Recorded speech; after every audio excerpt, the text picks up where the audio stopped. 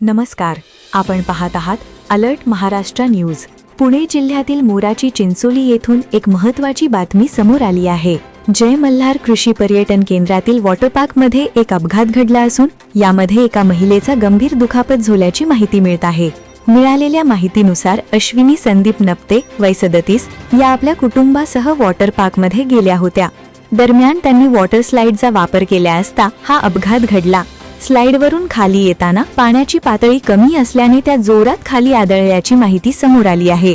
या घटनेनंतर त्या बेशुद्ध पडल्या।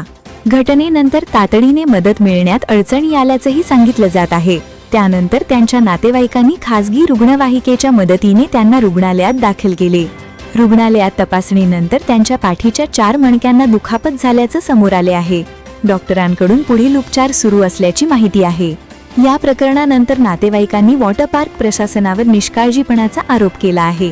किरण नप्ते यांच्या फिर्यादीवरून शिरूर पोलीस ठाण्यात गुन्हा नोंदवण्यात आला आहे। या तक्रारीनुसार वॉटर पार्कचे मालक आणि पोलिसांकडून या प्रकरणाचा अधिक तपास केला जात आहे। या घटनेनंतर वॉटर पार्कमधील सुरक्षेच्या उपाययोजनांबाबत प्रश्न उपस्थित होत आहेत। विशेषतः स्लाइड सारख्या राईड्समध्ये आवश्यक असलेली पाण्याची पातळी आणि सुरक्षा तपासणी याकडे लक्ष दिले जाते का, याबाबत चर्चा सुरू आहे। तसेच अशा ठिकाणी आपत्कालीन वैद्यकीय सुविधा उपलब्ध असणे किती आवश्यक आहे याकडेही लक्ष वेधले जात आहे। दरम्यान या घटनेमुळे पर्यटकांनीही सावध राहण्याची गरज व्यक्त केली जात आहे। कोणत्याही राईडचा वापर करण्यापूर्वी त्याची स्थिती आणि सुरक्षा नियम समजून घेणे महत्त्वाचे आहे।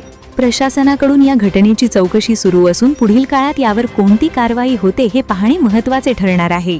सध्या जखमी महिलेवर उपचार सुरू आहेत।